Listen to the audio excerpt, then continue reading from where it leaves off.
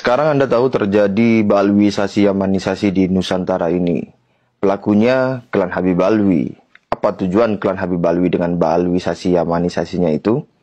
Tujuan klan Habib Alwi persis sama dengan apa yang Zionis Israel lakukan ke bangsa Palestina, yaitu membunuh bangsa Indonesia, menjajah dan menguasai teritori Nusantara ini. Saya sudah menjabarkannya dalam banyak tulisan dan video terkait hal tersebut.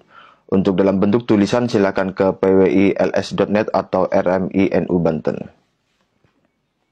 Di video ini saya akan menjelaskan lebih lanjut mengenai operasi klandestin Balwisasi Yamanisasi itu, yaitu tentang posisi dan peran lembaga Al-Khairat dan Habib Idrus Salim Al-Jufri, guru tua, dalam operasi klandestin Balwisasi Yamanisasi sebagai instrumen klan Habib Alwi guna menguasai Indonesia Tengah dan terutama Timur. Saya akan ajak Anda ke video penjelasan dari Kiai Haji Agus Sunyoto.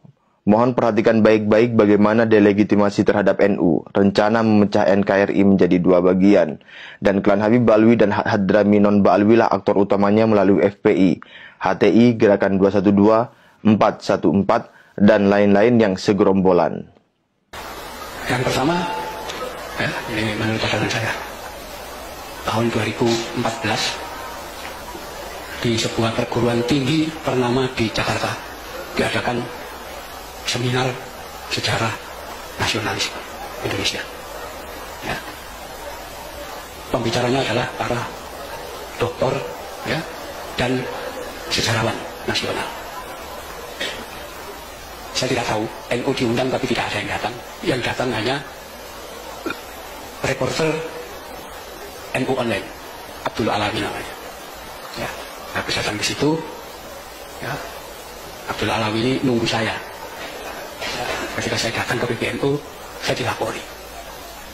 Ini hasil seminar, ya, yang dilakukan di perguruan tinggi besar ini. Itu semua pembicara mengatakan dalam pergerakan nasional Indonesia, ya, perintisan mulai kebangkitan nasional sampai Indonesia merdeka, sampai membentuk negara Kesatuan Republik Indonesia, satu-satunya organisasi yang tidak punya peranan apapun NU. Ya. Jadi NU sama sekali tidak punya sumbangan apapun pada negara ini. Itu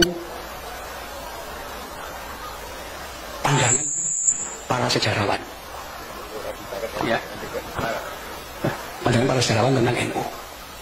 Sampai dengan sinis mereka mengatakan PKI itu aja punya peranan kok. Ya, pernah berontak melawan kolonial, melawan Belanda tahun 1926. Ya, NU nggak pernah, ya, nggak punya peran apa.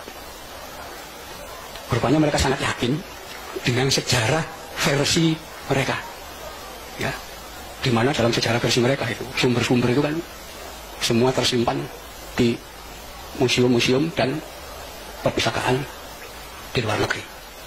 Ya, mereka yakin orang NU nggak bakal bisa masuk ke sana. Ya. Kalaupun pernah ada yang keliten, nggak bakal bisa baca dokumen itu. Nah, bahasa Belanda. Kalau ke Inggris juga nggak bisa baca itu. Ke tempat lain, ke Jepang juga nggak bisa baca dokumen-dokumen itu. Ya, pokoknya NU ini dianggap kumpulan orang bodoh yang asal ikut gitu aja. Itu 2014.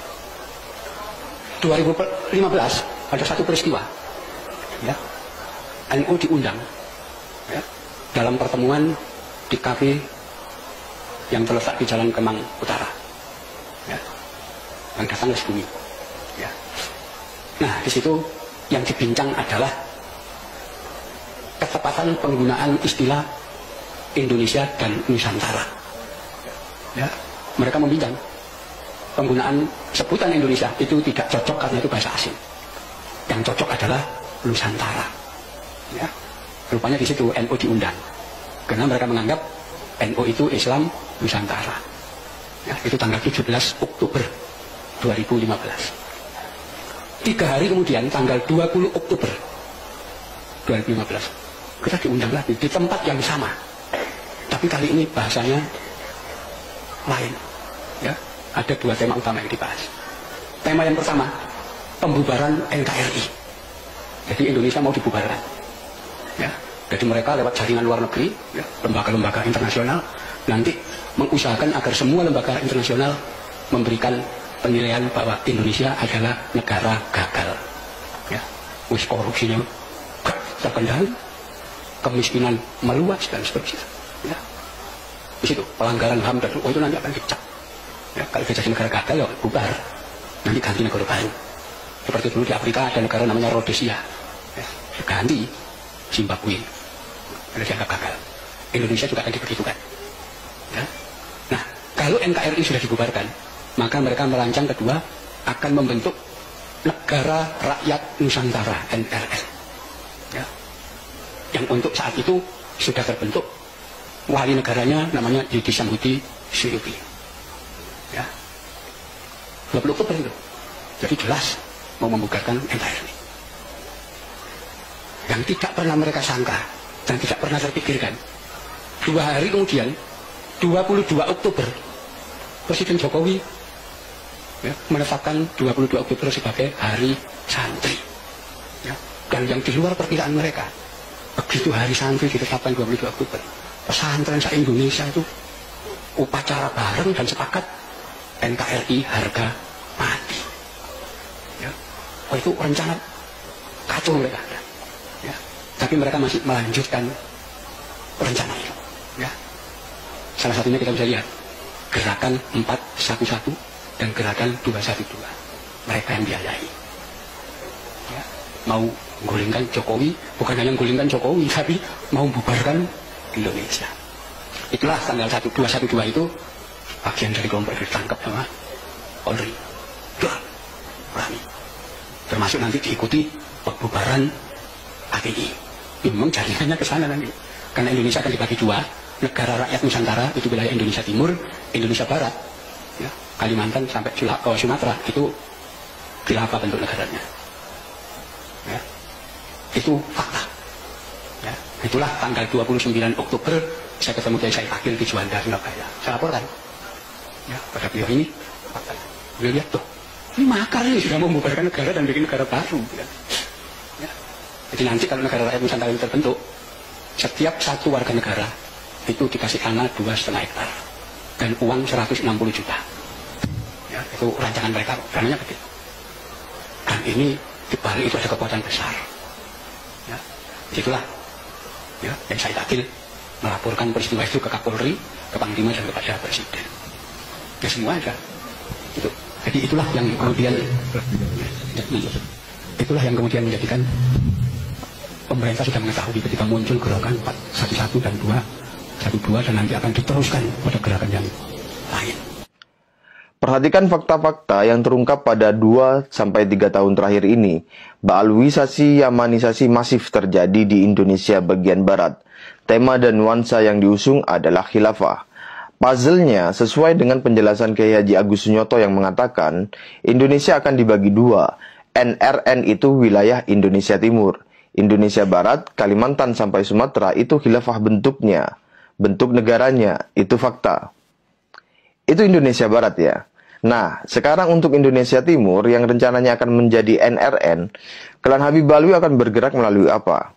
Atau menggunakan instrumen apa untuk menguasai Indonesia Timur dan mempropagandakan NRN sekaligus jadi pemimpin atau penguasanya? Baik pada konteks saat itu dan saat ini. Melalui Muhammadiyah? Tidak mungkin. Melalui NU? Juga nggak mungkin. Meskipun NU sedang kesurupan Habib Tai, dalam hal subversif terhadap negara, NU tidak mungkin melakukannya. Jadi melalui instrumen apa?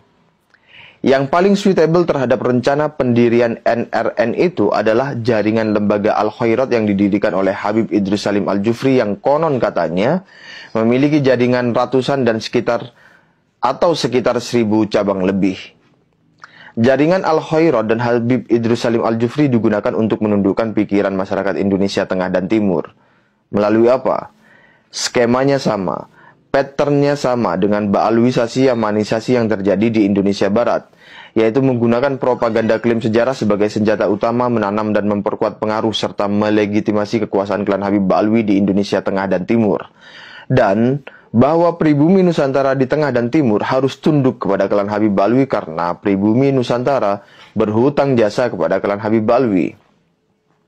Kita bisa lihat bagaimana bendera merah putih diklaim sebagai jasa Habib Idrus Salim Al-Jufri dan bagaimana narasi itu membonceng nama besar NU.